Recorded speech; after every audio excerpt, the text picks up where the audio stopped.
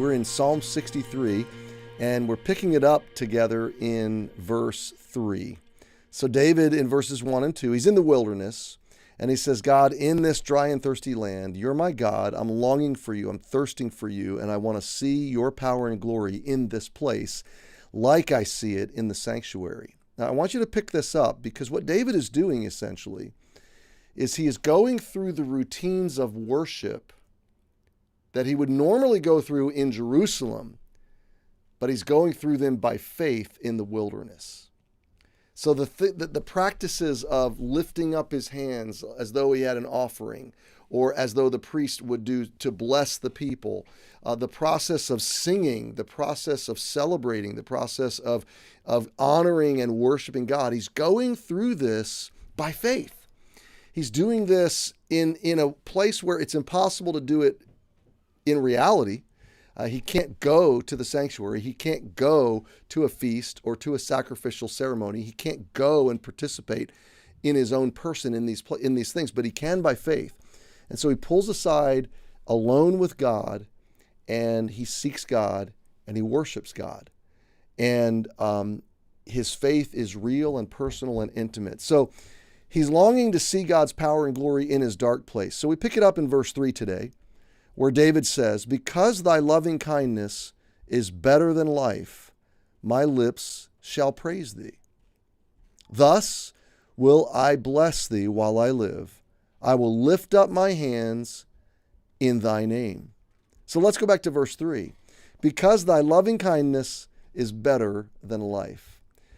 So David realizes, God, if I could get a taste, if I could get a drink of your power and your glory, if I could experience your loving kindness in this wilderness, it's better than healing. It's better than deliverance. It's better than an extended life. It's better than life itself. Now, this is where David, he gets it. God is the source of life itself. He's the source of joy. He's the source of health. He's the source of wholeness and flourishing and pleasure and delight and fullness in the greatest, most wonderful sense of it all.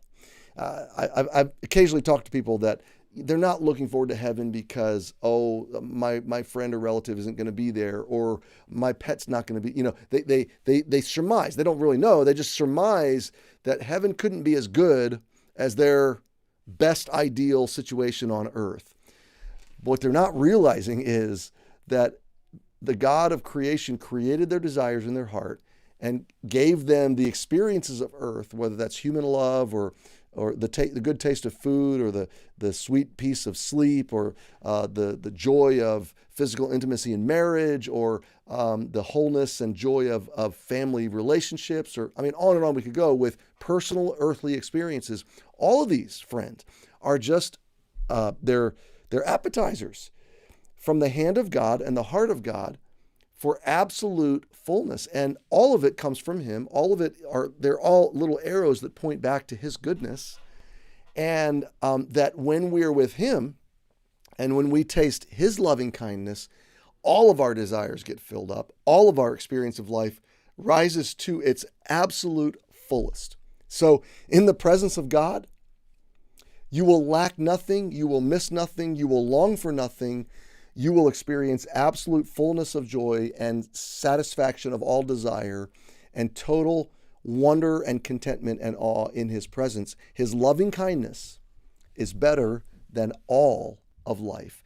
His loving kindness is better than everything. So David is brilliant because he realizes God, having the taste of God, oh, taste and see that the Lord is good, having a taste of God's presence and God's grace and God's goodness and God's real, substantive, loving kindness. It's better than healing. It's better than deliverance. It's better than rescue. It's better than calling the storm to cease and delivering me from the dark place or the depression or whatever. Just having an experience of God's power and glory and loving kindness is better. It's better than life. And so even in our wilderness, if we can get a taste of God's loving kindness, even the wilderness becomes flourishing with life. David says, my lips shall praise thee. In the wilderness, in the hardship, in the despair, in the heaviness, because your loving kindness, I can get a taste of that. My lips will praise you. I will explode with worship. I'm reminded of last week, our concert with the Gettys. And I know in the 1,000 people that were in the room, there are so many trials and burdens, so much hardship. But when I was sitting at the front of the room, so I couldn't see what was going on behind me. But when I see the videos of the room and so many hearts and hands lifted up and total engagement in the worship, what we experienced on that night and what we experience every Sunday is just a taste. It's just an appetizer. It's just a bite of the sheer delight and rapture and wonder that heaven is going to be.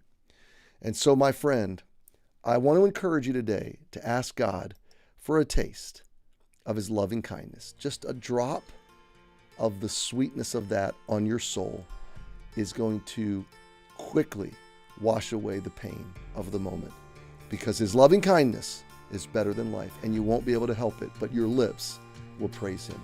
Happy Wednesday. Have a good day. We'll see you tomorrow.